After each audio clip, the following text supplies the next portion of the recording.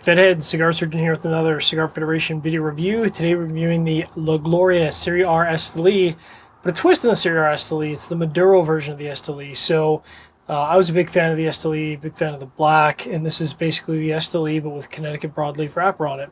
Today I'm going to be smoking the 6x60.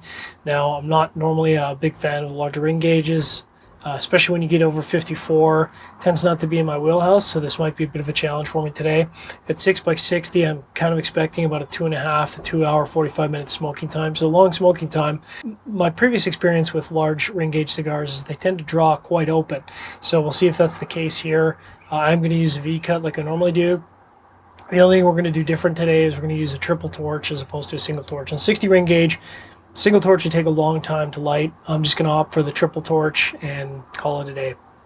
So we'll get right into the nosing here. Lots of spicy cedar. Quite subdued for a Connecticut broadleaf, actually. That's about it. Really just spicy cedar. On the foot, it's just sweet tobacco. It's quite subdued. Like I said, I was a big fan of Cigar Esteli. We did a pairing show exclusively for the La Gloria. And a quick shout out to all the La Gloria Society members out there. I'm also a proud member. So let's get cracking here. All right, good and lit. And the draw is definitely towards the open end of the spectrum. Not super open, but definitely towards the open spectrum. Quite light and subdued to start. Getting a little bit of spices and some sweetness, but it's very much in the, I wouldn't even call it a medium minus. It's very light plus. Retrohale is kind of creamy, a little bit of earthiness. So we'll check back in as the cigar progresses here. A lot of smoking time, lots to check up on.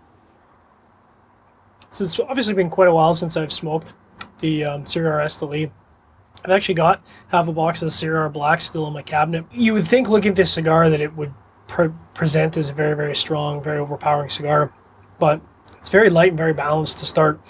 I think if I remember right, it picks up quite a bit of body as the cigar goes on, but right now it's just a very light creaminess.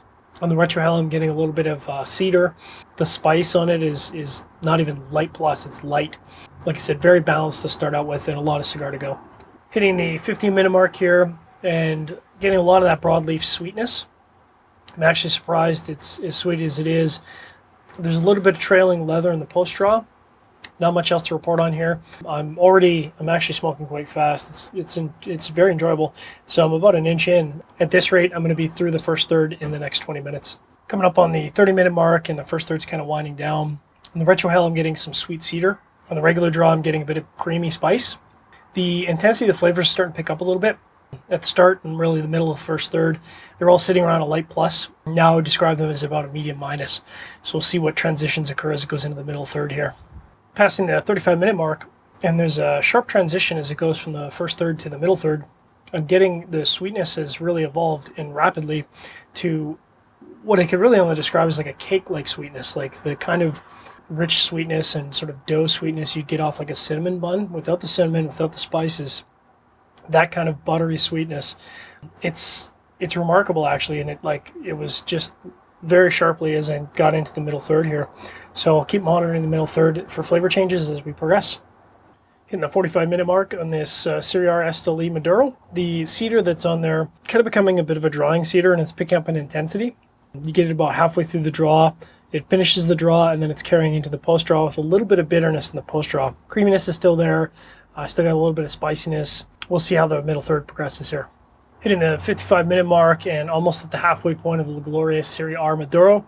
There's some nice chocolate notes that are coming through now, kind of balancing out that cedar. And the bitterness in the cedar really subsided quite soon after it had started. The middle third's kind of setting in to a nice creamy cedar, a little bit of chocolate, and all at about a medium minus strength level or body level, I should say.